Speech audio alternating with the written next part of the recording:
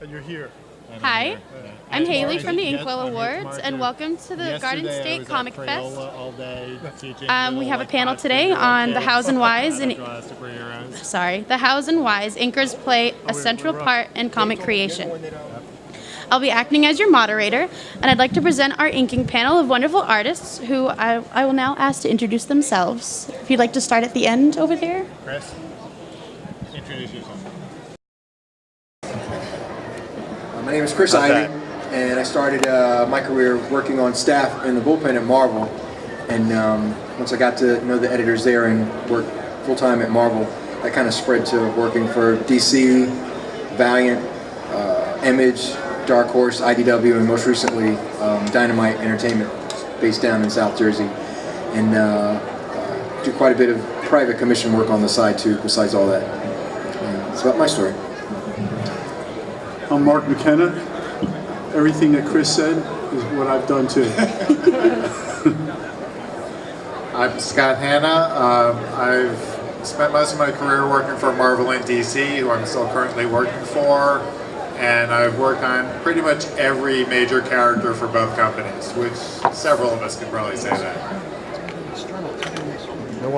Yes, Bob Wiacek, and I've been in this industry since this. No, that's internal. That's that one. This gentleman next to me. I've been here since the summer of '74. Yeah. Working backgrounds and working in, I would say, just about every character for Marvel and DC and some of the independents, except for Ant-Man. Never had anything to do with Ant-Man. Well, but them's the breaks. You know, you can't ink every character. But anyway.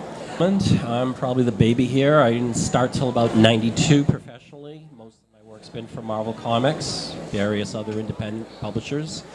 Probably most notably Warlock and Infinity Watch and Black Panther. A lot of commission work. Unlike some of them, I didn't start with a studio or a mentor or anything like that. It was kind of the fall-on-your-face approach of just learning as you go along. Doing this for 25 years now this year, and I also do commission work as well. And I formed the Inkwell Awards in 2008 to promote the art form of inking and bring more recognition to the artists of that art form. Riddle me this. Okay. Anybody want to start off here? I think you should. Yeah, you should. You should? You're the veteran. You get to start. See, I am the veteran. I'm not really a big. I'm not a talker. I was just saying to Bob, I'm more of a listener than I am a talker. So forgive me if I'm not as good at saying, describing things here. But anyway, what I found out about inking was when I was reading comic books. I would notice, for example, Jack Kirby was penciling just about every title at Marvel at the time. But basically, what he was doing is Fantastic Four, Captain America, and the Mighty Thor. Now, as I was growing up, I'm noticing how these books, penciled by the same person, kind of look different, and you get that from who was inking Jack's work at the time. Joe Sinnott was inking the Fantastic Four, had a more slicker line, made everything look pretty. Still, Jack's work was still there. The power of Jack's work was always there, in fact, and you could tell the difference between that and the inking that Vince Colletta was doing on the Mighty Thor.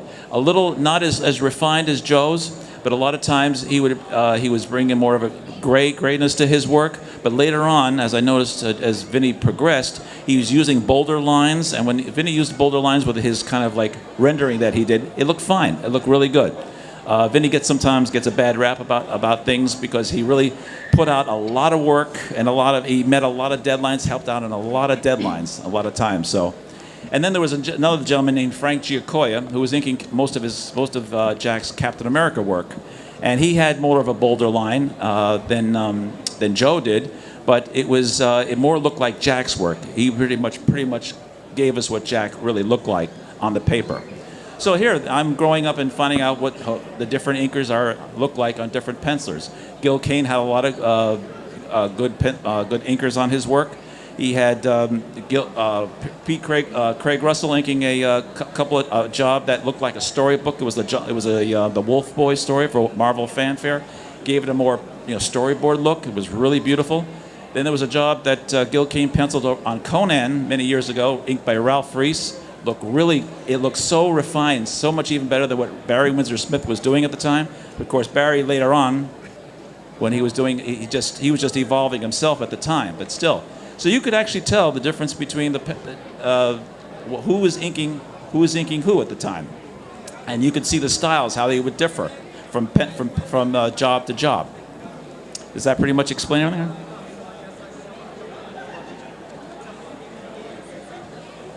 Okay, I'll take this over. So, inking is normally it's broken up into different parts. We have a writer who writes a script, a penciler who lays out the page, does all the initial drawing. The penciler, depending on who it is, they might do very tight, finished, complete pencils with every hair drawn, or my preference is usually to work with a looser penciler where they leave a lot of room for interpretation. They don't necessarily bother with line weights. Sometimes they don't even add the blacks or the textures. But the storytelling is done in the pencil stage. They lay out the panels, the pages. They do they arrange everything in the proper manner. Then it goes to the inkers stage where we have to turn it into finished printable image in black line. And it's our job to clean it up, fix things that are wrong. If there are continuity errors, we add textures frequently, we add blacks frequently. And what you see on the printed page is the inker's work. The penciler's work, in the old days, we would erase everything that was left after we're done inking.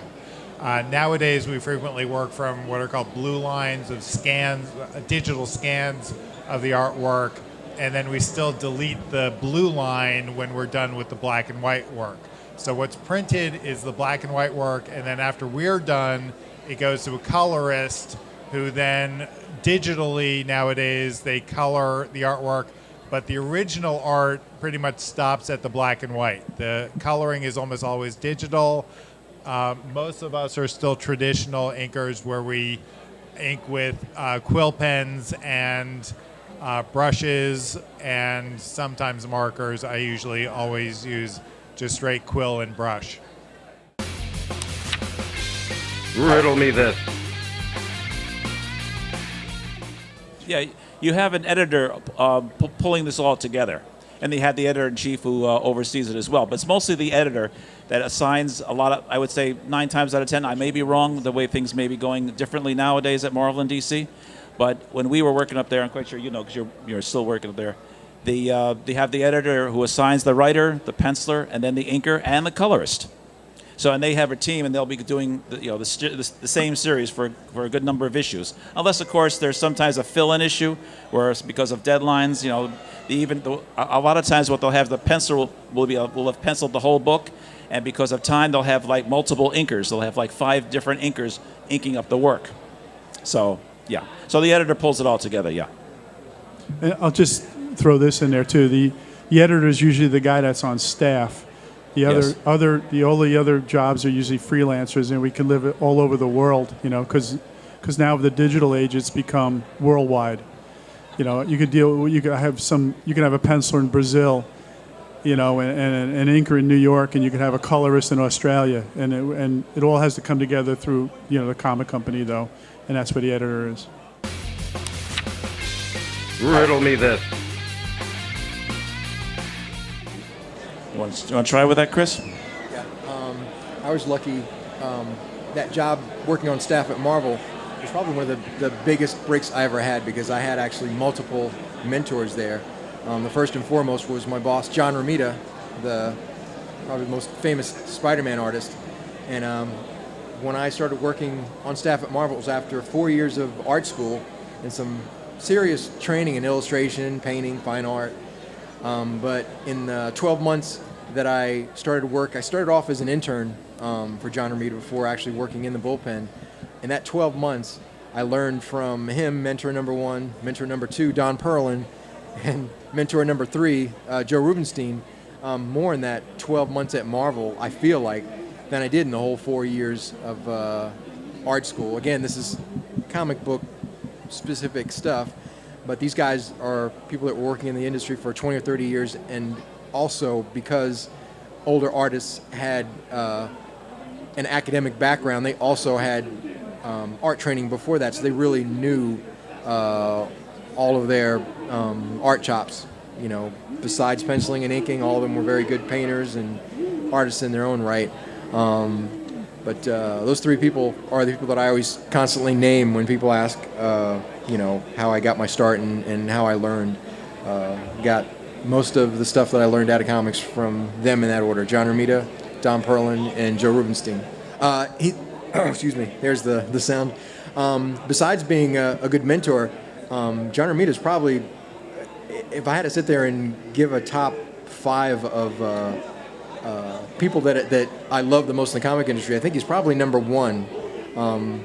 As talented as he is, he's probably the nicest, most humble, and giving person that I'd ever met in comics. I've met a lot of, you know, selfish types, people that, you know, you kind of run into these kind of people in just about every business, you know, that kind of don't give you a break or would rather make you sweat through, you know, the foundation of the industry, I guess, before you finally climb up to something important. John was such a giving person that no matter who you were, he's pretty much gave more than anybody else about his knowledge about the industry. You know, he told me how I should be asking for raises and how to deal with the financial and business parts of the industry besides all the artistic stuff. So I can just say that he was like, you know, like a father figure, not just to me, to so many other people besides John Jr. Always knew John as sort of the father of Marvel, the same way that Virginia, his wife, was like the mother of Marvel, these people that worked on staff there. An incredible man. I really have absolutely no, you know, zero, you know, negative stuff to say about him. Same with Don Perlin. Again, the same type of person. A lot of these older guys that have been working in the industry since the 50s, you'll also find are some of the best, well-rounded and grounded people that you could ever meet, too, as artists and as people. But that's it. Incredible person. So I graduated School of Visual Arts in 1982. I was going to try to pursue an illustration career. The illustration chair was a guy who introduced me to Sal Almondola, who was the new talent coordinator at DC Comics. And I went up to DC, met Sal, sat next to like a, you know, giant Superman statue, and said, "This is what I want to do the rest of my life." And when I used to live in Long Island, so I would take the train from Long Island to New York, go to DC, have class. They had classes every other weekend on Fridays. And then Marvel was about 20 blocks away. I'd go to and show my samples from DC to Marvel. And then one day, John Romita Sr. called me up and offered me a job in Marvel on staff. So I think I came a little before Chris when it comes to being working in the program. He used to call us Romita's Raiders because we were all underneath John. And like he said, he's the friendliest guy in the business. He wanted to be like your father, you know, he's that kind of guy. And I worked on staff for a year and a half. And in fact, I met my wife on staff at Marvel. She worked in accounting and knew how much money I didn't make, and she still married me. But Marvel wouldn't hire me to do books because they always saw me as a production guy. So when I showed my samples over to DC is when I got offered Dr. Fate by Karen Berger in 1986, early 87. And I worked on contract at DC for 4 years until Marvel called me back to do Doctor Strange in 1991. And that was the beginning of 32 years. I wasn't as lucky as these guys. I didn't have the full range mentorship and the Romita's Raiders experience. I went to college at Pratt Institute in New York City, went through 4 years of college, got out, and had a lot of trouble finding work in general illustration. I wasn't really happy with it. Then one of my buddies from college said, "Oh, Scott, we know somebody who's working in comics, needs some help." So I did what a lot of inkers in the old days used to do is I worked as a background inker for another artist for about 4 or 5 months, learned some of the specifics again about comic book work as opposed to illustration work. And then very quickly I got my first job penciling and inking comics, and I found out, wow, penciling and inking a book a month is really, really hard. And I was like, well, I could either like pencil 1 book a month, or I was actually a little bit faster as an inker and I could ink 2 books a month. And I found out that, wait, inking 2 books a month actually pays better than penciling 1 book a month. So I became an inker. And I've always loved the quality of line. I've loved the to me, pencil drawing is a sketch. No matter how tight you get it, it's not quite finished for me. So I really love that black and white line work, the textures we can add to it. There's something special about that stage. So I actually prefer, when I had the choice, I preferred the inking stage over the penciling stage. And then I started out at a small company, penciling and inking, called Eternity Comics. Worked for them for about a year, brought that work to Marvel in DC. DC gave me my first work, and I've been working ever since. But I never really had anybody show me how you're supposed to do it. It was just like, here's a job, do the job. And you learn on the job a lot of the ways. And one of the great things about being an inker is you learn from every penciler you work with. So every new artist that you get to team up with, you're learning good things and bad things. You're learning what not to do and the things to do that you can further and bring you along with your career. Like the super adaptoid. Yeah, well, being an inker is like you're in school your whole career because you're always working with somebody else. No, that's very true. I've always had that philosophy of learning from the penciler how to draw. And I have to also include, the better you can draw, the better inker you will be, because it's just as much an artistic endeavor as a penciler, is only in a different sense. It's not like that movie, I think it's called Chasing Amy, where they describe inkers as just monkeys that follow lines. In fact, before I get into what I have to do, you can have an excellent inker take some pencil work, such as Kevin Nolan did on a particular Batman job, and change it into something fantastic. Even if it's badly drawn, badly storytold, the storytelling is bad, he just changed this particular job into the most beautiful job I had ever, I love Kevin Nolan's work. I'm quite sure everybody agrees with me here about that. And it was just phenomenal. Now, on the reverse side, you can take a pencil job that every line is there. Every line is there, every beautiful line has been rendered.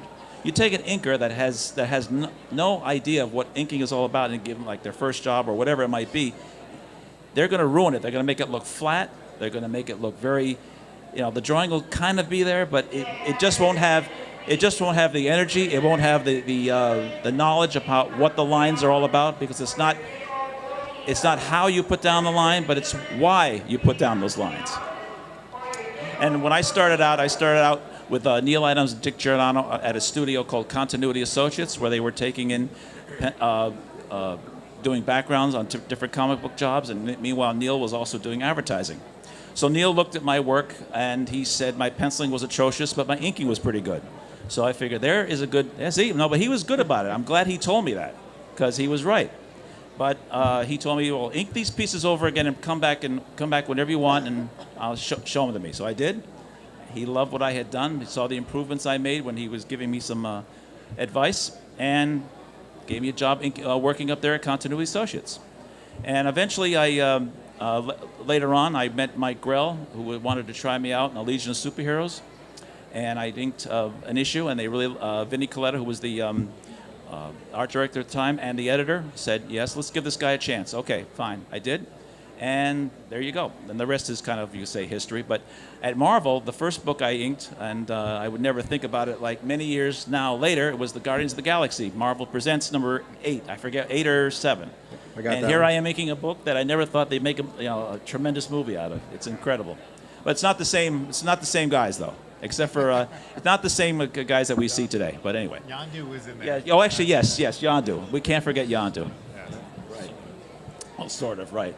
But anyway, so, and also before that, just to backtrack, when I was in the School of Visual Arts, I was there for 3 years. I graduated high school in '71, so I started the School of Visual Arts right afterward. And the first 2 years were kind of like, they didn't have anybody teaching about comics, storytelling, inking, penciling, coloring. They didn't have any of that. They had, I learned quite a bit about anatomy and a few other things, but they really didn't have what I was really there for. And so a bunch of us got together in our second year, and we went up to the administration. We said, could you please get people up here that know about comic books, storytelling, and get them as teachers? We didn't go as a protest unit. We just went individually. 2 or 3 of us went up to the administration and asked them if they could. Well, they did better than that. They got Will Eisner and Arby Kurtzman as teachers. So I had them for about a year.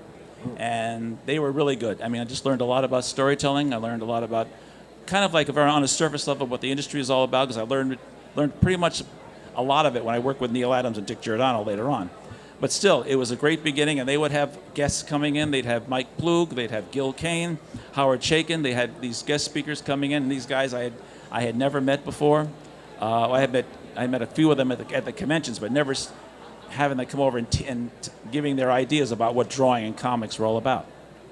So, that's it. Cool. I started making comics since I was in like grammar school, homemade stuff. What I thought was inking was what probably a lot of people did, was just tracing using razor point markers and all that. I didn't have the money when I got older to go to the School of Visual Arts or the Kubert School, so I went to my local college, which had a good art college. But you don't have anything teaching about sequential art at places like that. But you can still get a good education from figure drawing and other kinds of drawing and photography and composition and all that. So I did that, tried sending in portfolio work to various publishers and collected a lot of rejection letters. Still have these at home.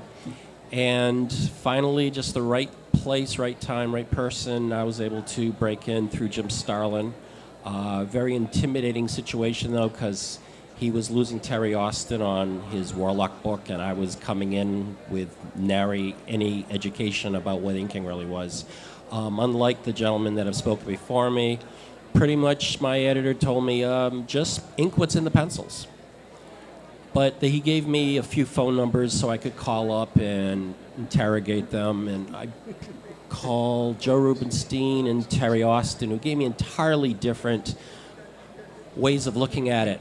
With Joe, I've got every kind of quill he used and every kind of brush he used for every kind of effect and texture. I guess he had one of those spinner racks that just had all these tools in it. And it must have been like a half-hour talk explaining to me this whole elaborate system.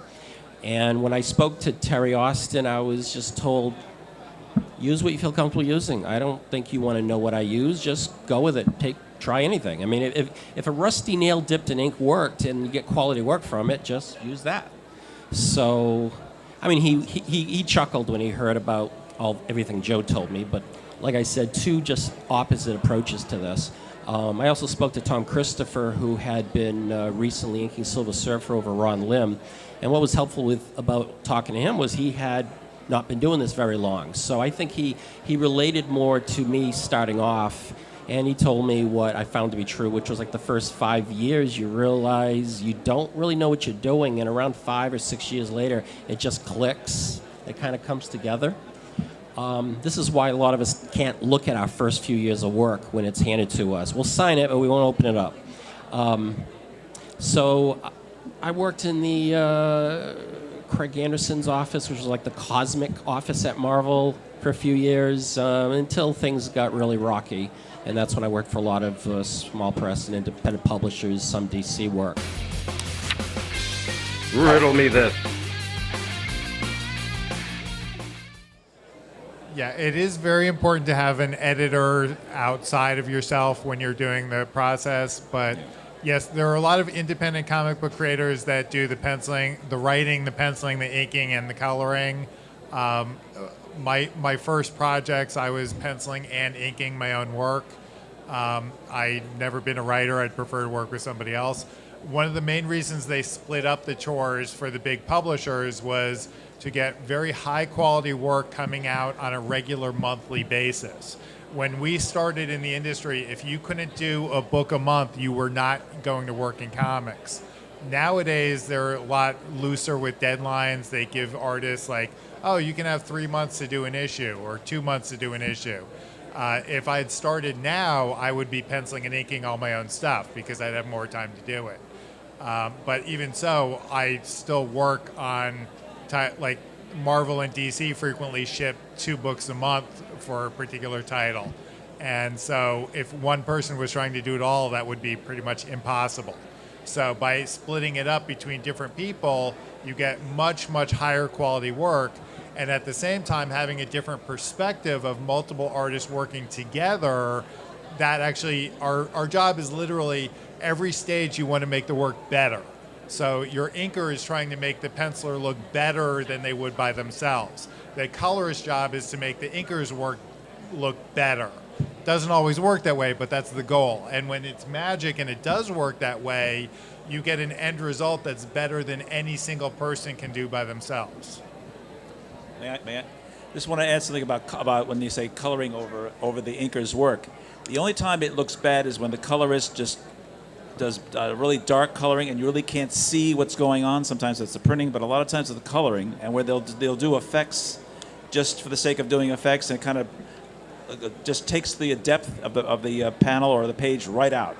So that's the only thing I would say. There are a lot of great colorists out there, such as Laura Martin, who does phenomenal color. She's one of the Yes, best, she is definitely one of the best. Does phenomenal coloring on Walt Simonson's Ragnarok, and that's, if you look at that, that's the way to do computer coloring. And there are a lot of colorists, a lot of other computer colorists out there doing well. But when you see it very dark, it just, this is for my taste, okay? Maybe it's, I don't know about what you guys think here. You can give your opinions about this, but always consider that a rookie mistake when you have a colorist that is in really dark colors, because it's almost the same as erasing the inking. I mean, you exactly. knocking Yeah. out all that. Good point. It obscures all beautiful that backbreaking detail work we spent all day working on. Or when they drop out your color. You know, you put a black line and they turn it green and you can't see it anymore. Exactly. Exactly. Yeah. I think colorists who use jobs to show off, look at all the special effects and work I'm doing, like treating it like a portfolio, is a disservice for all the people that came before them. We don't need lens flare for everything that's metallic and all these special color holds and effects. It's just too distracting, and it used to be about storytelling, keeping things simple, focused, and not busy. And I think I think if anybody's familiar with Alex Toth's work, I would suggest you look him up on Google and look at his work.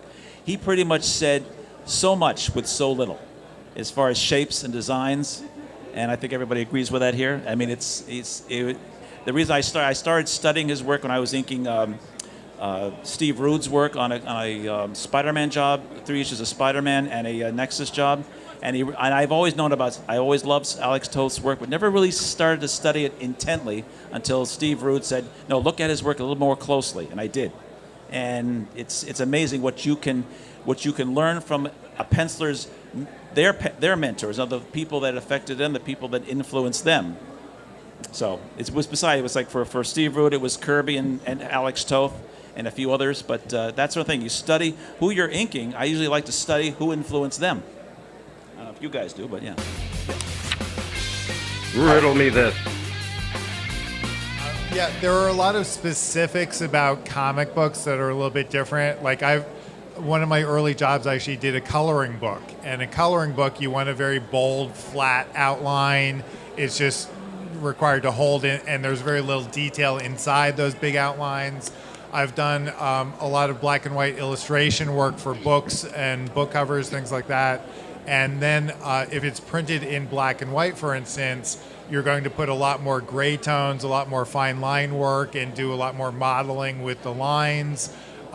Comic books are this really tricky thing where we have a specific energy we want to take up, we want to enhance textures, but we also realize most of the time, not always, is going to be colored after us. So we also have to work with the colorist. But yeah, I think there are some very strong specifics that are different between comic book inking and inking I've done in almost every other field. Yeah, pen and ink kind of illustration goes back centuries. I mean, comic book inking, I mean, that's why very few people know much about inking, because it was, for the most part, exclusively created in this industry to expedite the process. Jack Kirby became very popular early on, and the publisher was going to want to have him on as many books as possible. So since at that time the printing quality needed that solid ink line, inkers were created to push that along, and over time it became more of a quality-driven thing.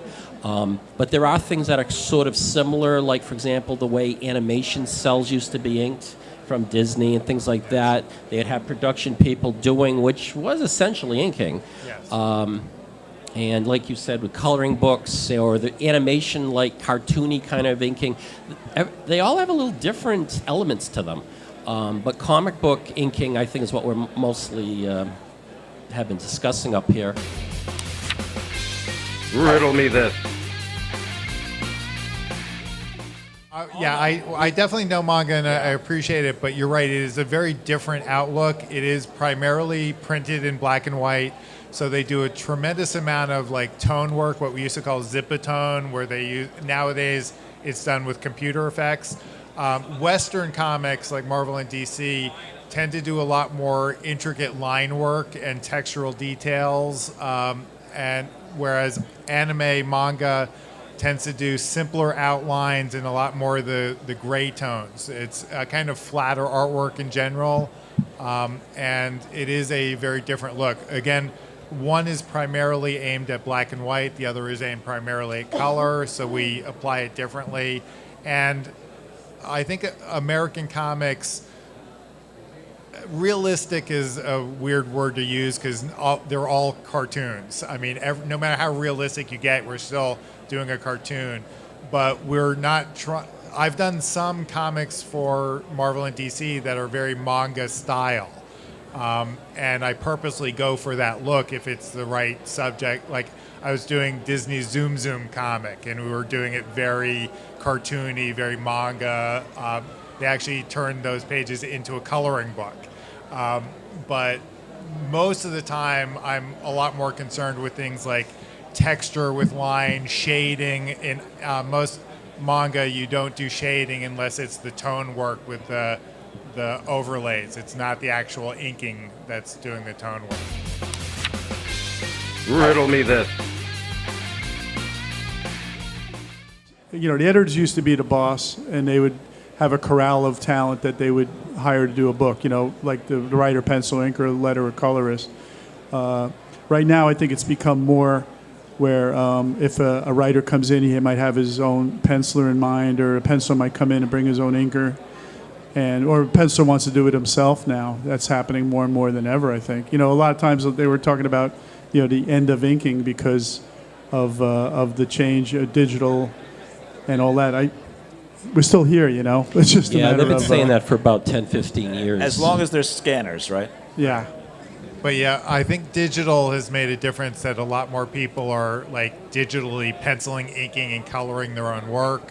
But a lot of it is because of when they started packaging books as graphic novels, they started realizing it's like, oh wait, we can actually break this up into chapters and say 3 issues are going to be done by one artist, and that one artist can spend like 12 months doing just 3 issues. If I have 12 months, I can very easily pencil and ink and color a book. So whereas when we started, you literally could not do comics unless you could produce a monthly title. And so that difference in deadlines has made a lot more people able to pencil and ink their own work, or pencil, ink, and color their own work. Riddle me this. It's cheating. It's cheating. Well, actually, the most interesting job I inked over Blue Line. A lot of times what they'll do is, if we ever get a Blue Line job, it has been penciled on the page. So they send us scans, and we the inker, print them up as Blue Line. Now, the interesting job that I had done, it was over a chapter of Vampire Diaries, over a guy, and I think his name was Justin Williams. He's in England. He penciled it. There were no pencil pages. He penciled it digitally and sent me scans of these pages. So there are no pencil pages. And I could tell, you know, you look at it, you can tell the difference. It's so obvious. You look at it, and what he would do, he would have this effect of gray all over the place. And what it looked like stamps. It looked like he had these couple of lines, and he'd stamp on the computer. He'd be stamping this effect out. And all it is it didn't seem creative to me. So what I did in other words, he's kind of working in the 21st century. I'm inking it, bringing it back to sort of like the end of the 20th century, which was interesting. So what I did is he didn't care what I had done with it anyway. So I just changed it into spatter effects a la Bill Sienkiewicz. I was using that. Then I was using different kind of grays, different kind of renderings, heavier, bold, you know, a little bit lighter. So I was kind of making what he had just knocked out in a digital form into an art form. It was really it was quite an education. Let me tell you, it was. Well, And frequently when that happens, the ink art is the only actual original art there's a one-of-a-kind original. It's not a digital file. It's an original piece of artwork because he did it by hand. So Bob has pages to sell where the other guy doesn't. Right. Exactly. Yes. Just wanted to end it real quick by saying that there's some of us that actually embrace that new digital technology, and personally, I just think that a lot of this depends on the person that's actually working on it. I've seen those same Todd McFarlane, demos on Facebook. I enjoy them too, and I'm somebody that likes to always kind of not necessarily be contrarian, but always sit there and look at the other side of things and consider the positive of it. The fact that we've got this digital technology for the first time makes it so that we don't have to sit there and worry about 3 and 4 people working on a comic book to get it done on time if one person can do it on a computer, if they're an artist and already have the chops and know how to draw by hand and just kind of translate that to the computer and do that much better a job on the computer. The last couple of years, I've been secretly switching my inking techniques to digital. Half the stuff I've been doing over the last several years has been digital. If you pick up Cryptozoic Man, the comic that was done by Walt Flanagan from Comic Book Men. Oh, yes, same here. I started it by hand and realized a lot of the pages, why don't I just kind of play around with working with like the most famous digital comic tool for the computer is Manga Studio 5. Now it's called Clip Studio. I used Manga Studio 5 to ink half of that job and tried to kind of purposely make it a little bit of a challenge, see if people could tell what stuff I was doing by hand and what stuff was done digitally. And if you flip through all 4 issues of that stuff, I'd kind of like to challenge people to sit there and figure out what I did by hand and what I did digitally. And I'm going to keep playing around with the medium like that because I realize it's probably foolish to not completely ignore it or to kind of say that it's necessarily cheating. Again, it depends on the person that's working on it. And I'm trying to put my feet through that door into the future and try and kind of make the whole industry that Still much cheating. better. No. So the one thing I want to bring up is that it's a big money saver. FedEx, we were $24 an overnight package. We've Marvel and DC always come to save hundreds of thousands of dollars in shipping expenses by going digital. That's number one. Number two, I was doing some pages for a Justice League thing 4 years ago, Easter. Editor calls me and says, I have pages coming from Brazil. I said, I'll see them in 3 days. He goes, you have them in 10 minutes. Digital, right? Everything, there's this time, between the time and the money, it's become such a positive thing in that respect, We don't like it, but that's the reality of it too, And there's also other industries that have already kind of moved on to that step. Jobs like storyboarding, concept art for movies and TV for years now. Most of these artists have already kind of moved to working digitally in Corel Painter and Photoshop and all that stuff as opposed to, a piece of bristle board and pens and brushes and paint. I think the only reason comic book artists haven't universally gone that way is because of the supplementary income from original art sales. I mean, that means a lot to some of us depending on what we're working on for who. Yeah. But I could see, like, for clients, if you're working in the commercial art world and you can do that quicker, and they use publishers. If you're working commercial art, they usually you don't get the art back, you don't get credited, you get paid well, but you don't get all these other things. So I could see somebody using more digital stuff for that. I think anything can be used if it works for this medium as well as others. But I think that's what makes us dinosaurs, is that whole original art factor.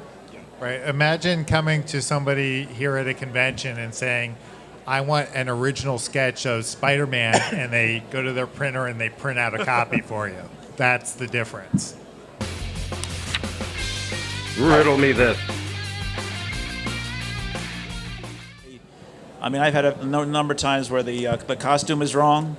They'll say the pencil will have yes.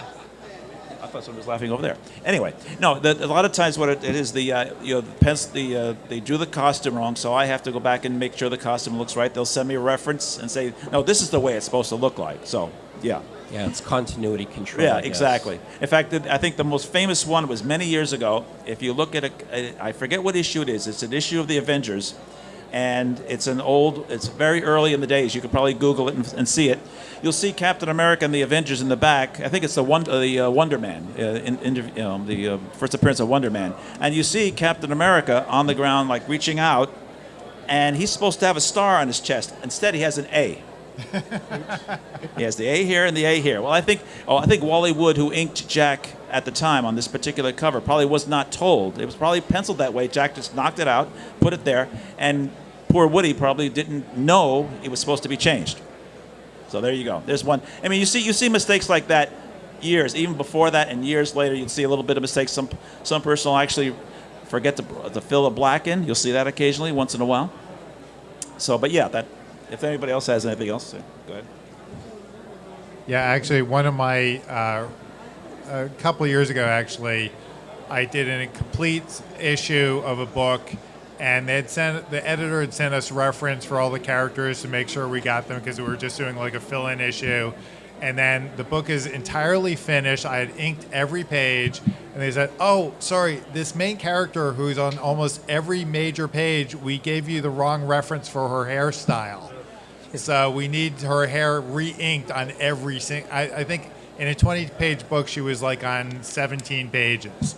So that time, I actually took my manga studio and I re-inked it. I did the cleanup Much easier, digitally because it was a lot quicker than whiting out or doing patches. A lot of times we used to do what were called patches. We'd do another separate drawing and just drop it in either digitally or traditionally.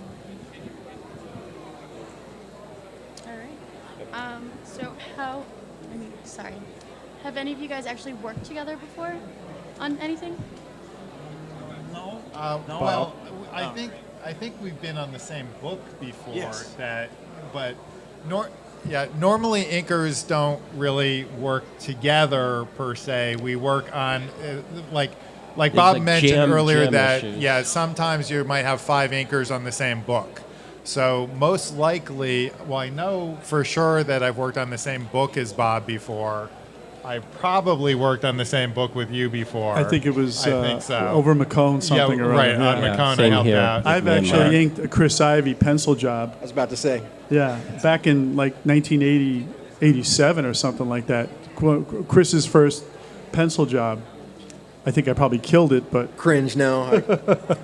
Wasn't much to mess up. You're right. If sometimes we'll flip hats, and in that case, like me in my first 2 years, I did do some penciling work along with inking work, and in that case, me and Mark worked together with Mark inking over me. But it's very rare. I brought Bob in on a book. We did this thing called Angel Falling with Kevin West. You, Bob Wiacek, you. Oh, yeah, you. Me? Yeah. Which one was that? No, which one was that? Kevin West. We were inking on this thing called Angel Falling a couple years ago. I'm sorry. I needed help. It was a 100-page job. Forget my memory sometimes. Something. Yeah. Okay. Yes. There's 2 Bobs down there. One of them is the correct Bob. There are too many Bobs in this business. In fact, we have Bob Layton, Bob Budiansky, the 2 Bobs you have here, and Bob Smith, McLeod. Yes, we have a lot of them. And you know what you call a guy with no arms or legs? Actually, a lot of them were working for Marvel, and I don't know whether it was Jim Shooter at the time who was editor-in-chief. He called the Bob. Oh, there were like 5 of us up there at the office at one time. He said, "Oh, it's the Bob Squad." I said, "That's funny. Let's go." Jim was very funny at times. Yes. Riddle me this.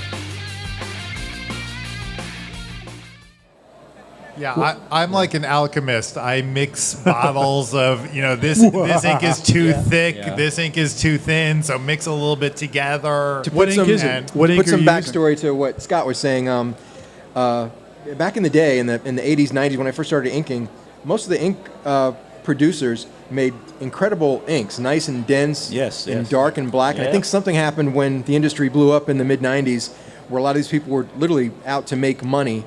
And they diluted their inks, made just the general production really crappy. So by the time, like say year 2000, 2005, I'm buying the same inks from the same companies, Hunt, Speedball, I want to say this. Some of it became an ecological thing. They had to take some stuff out of the ink that was not good for the environment.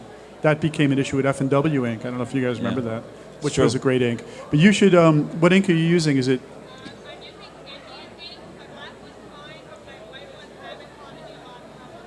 Your white ink?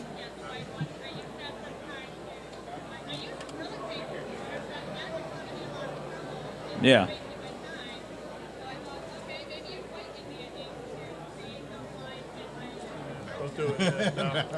Well, what's White India ink what's the doesn't name of work. the company that the ink that you use? Oh, We don't know Well, that- our crap. A lot of times that will be a reason why your ink is maybe a little too thin, because some companies do that. In fact, I'm quite sure you guys probably use Pelican for a lot of times. Even to this day, you can. Now the problem was for many years, many years, Pelican you can buy in gallons or you can buy in pints, whatever. Now the only way you can buy Pelican without signing a form, and I'll get to that, with it is these little jars. Now, the reason why you cannot, I don't know if you guys have experienced this, but you cannot buy Pelican in quart jars anymore because they're afraid that you're going to use it for tattoos, because it's an ink that's used for tattoos now. So you have to sign a form stating you will not be using this for tattoos, you'll only be using this for artistic endeavors. Which is, there's another reason why I don't like tattoos. No, I'm just if people want tattoos, fine. But I'm just saying that now there's have you guys experienced that at all? No, I've never heard of that. Yeah, I never heard of it until I think Walter Simonson told me about it, and a few other people. And I have not signed that form. I have not, but I noticed I go to the art store and they will not sell quarts of it or pints. They only sell these little jars. What I used to do is, in fact, I still do to some extent if it's too watery. In fact, I think Black Cat ink is not good. I really don't particularly care for it. That's me. But what I did is I would just take it that the ink was too watery. I just leave the jar open for a couple of days, and on top of that, believe it or not, I would take a little pan. I'd boil it, not boil it to the point, but just boil it to a certain point where it's thick, and just pour it back into your, let it cool, and then put it back in your jar. Yeah. Yep. But also, in other words, have 2 jars of ink, one for your pen ink, one for your brush ink, and your brush ink I usually leave the top all off. Yeah, Now it works with white ink too. You can experiment with that. Just leave the top off and let it dry just a little bit, and see what happens. I do have to say, pretty much all white India inks are never opaque enough. They're hard. Yeah. They just do not make ink that's white that's really opaque. So there are things you can use like Pro White. Works pretty well. There are other. Yeah. So that white India ink, I've never been able to get a really opaque line out of it. Riddle me this. Well, for me, anytime you're working with a brand new artist, it's always tricky. When I first started out, we used to be on a book for years at a time, and it would literally take me, I would say, a couple of issues at least to get used to a new artist. Now with the turnover, I'm working with a new artist every week sometimes, so you have to get a lot better at it. But each new artist has a different style, a different way of thinking, and you have to adapt to them very quickly. And sometimes they don't mesh automatically. You have to work at it to get the right, style for that particular artist. So I think it's a lot harder now because I'm not given that 2-issue learning period anymore. Yeah, that's a good point, because back when I was inking the X-Men over Dave Cockrum for a number of issues after Joe Rubinstein left, they found this new gentleman named Paul Smith. Now what I did was, Paul liked my stuff, but he wanted a definitive look for the book. He wanted this, what he called Children of the Atom book, really less rendering, not so much Chiaroscuro or Jim Steranko was doing with the high contrast work, not so much that, but more of a less rendered look and making the characters look cold, even though he brought a lot of feeling and personality to them in his own way in the storytelling. So again, we were doing that. We were getting used to one another. And the first one we did, he showed me where he made some corrections. He said, I want you to do it this way. I said, fine, because I wanted to work with him. And it was a learning experience because he had taught me how to pick up the pen more than I'd picked up brush. So it was definitely another educational part for me, because I learned a different way to look at things. And to me, it was one of my turning points in my career, because I was not inking the same before and after. because I was inking pretty much following what Paul had. And then when Walter Simonson did one issue, I was kind of bringing what I was doing with Paul to Walter and that particular issue. So yeah, and then we kind of meshed. We definitely meshed, and I stayed onto the book until he left. Yeah, I think it takes a lot of experience becoming a veteran inker to learn to be very adaptable to different changing styles.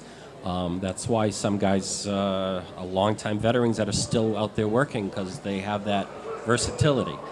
That's why jam issues are so tough. Like, you get 2 pages and you get 4 pages, and it's like, I've never inked this guy before, and you think you're nailing the style by the last page. It's like, job's done. So you can be adaptable, but yeah, you need a little time to work with it, to figure it out. That's why also pencils, I think, want to try to keep their certain inking partners, because after a while, they're now in the same mindset, almost like a married couple.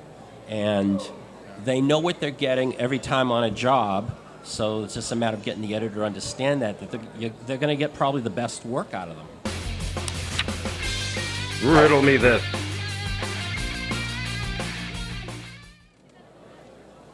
You know, there could be numerous reasons for that. It could be a time thing. Could be creativity. You know, they want to get different looks for different chapters.